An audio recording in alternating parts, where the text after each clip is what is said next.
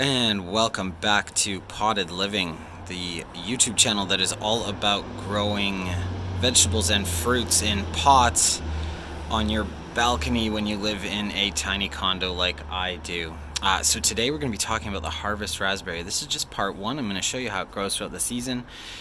This is a plant I've had for 2 years. What I do is I actually trim it all the way down to the ground in the winter and then let it grow up fully throughout the summer.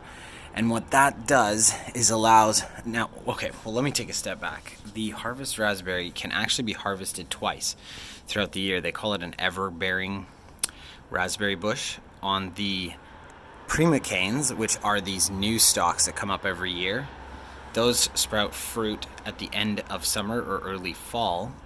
If you leave the stalks through the winter, they'll actually produce a second batch lower down on the stalk.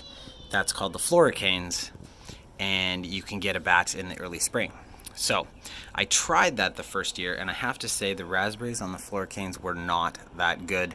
They weren't very sweet or very plump, so I decided the strategy that I saw on another YouTube channel was to cut it all the way to the ground and let all these canes grow up throughout the summer, and then get a huge harvest raspberry batch at the end of summer, well, probably usually about August or September.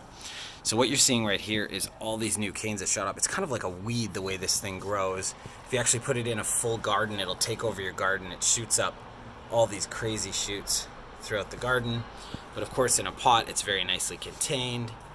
Now what you're seeing here though is all of the shoots. And the reason I've left this for the first month is I want to see which one of these canes is going to start growing up the strongest. I mean, we can see one right back here, which I really like. And so I'm going to select about 4 or 5 of the strongest canes, trim the other ones back, and then focus on having them grow up.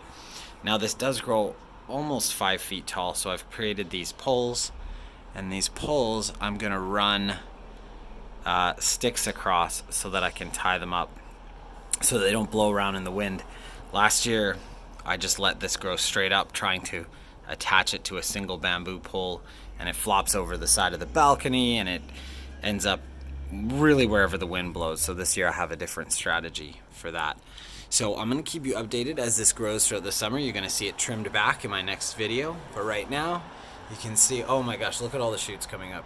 I don't know if you can see that in the video, but they are just everywhere. If we look, it's like a forest of raspberry shoots. So again, this is the harvest raspberry.